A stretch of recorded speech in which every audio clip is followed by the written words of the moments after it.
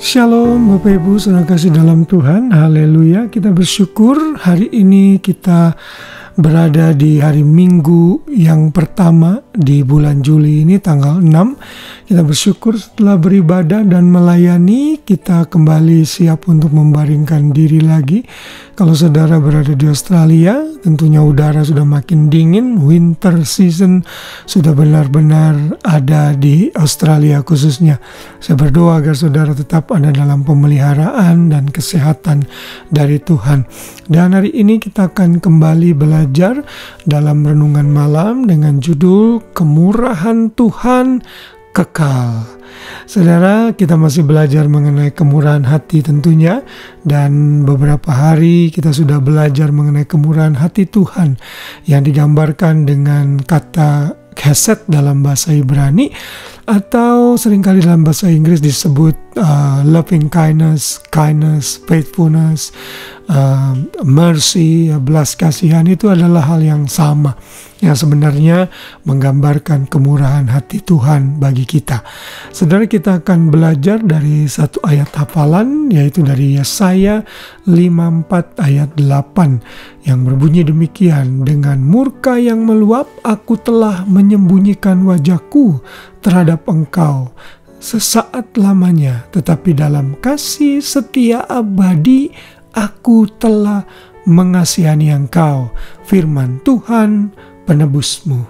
Saudara, ini adalah nubuatan yang Yesaya berikan kepada Israel, yang suatu hari kelak Sion atau Yerusalem atau Israel itu akan dipulihkan. Sekalipun mereka itu satu bangsa yang seringkali mengecewakan Tuhan, satu bangsa yang seringkali menjauh dari Tuhan, tegar tengkuk dan tidak mau menggubris perintah-perintah Tuhan, namun Tuhan sudah terlanjur berjanji kepada mereka. Kalau Tuhan sudah berjanji, maka janji Tuhan itu harus ditepati. Dan salah satu ketepatan janji Tuhan yang harus terjadi atas Israel adalah mereka akan hidup dalam damai dan tentram suatu hari kelak, sehingga mereka akan dikumpulkan kembali. Dan dalam ayat-ayat ini tergambar bahwa Tuhan itu memiliki kemurahan hati yang kekal kepada orang Israel.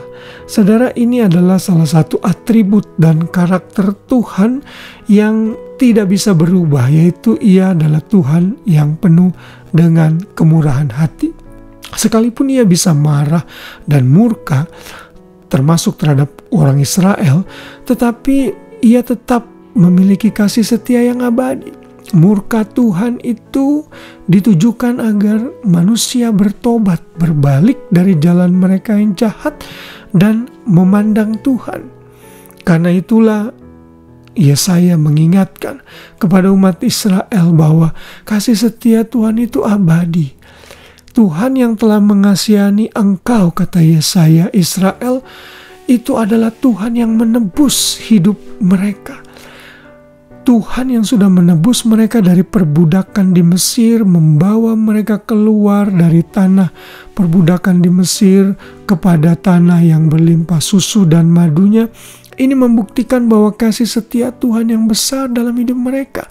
Namun sayang sekali mereka seringkali mengecewakan Tuhan.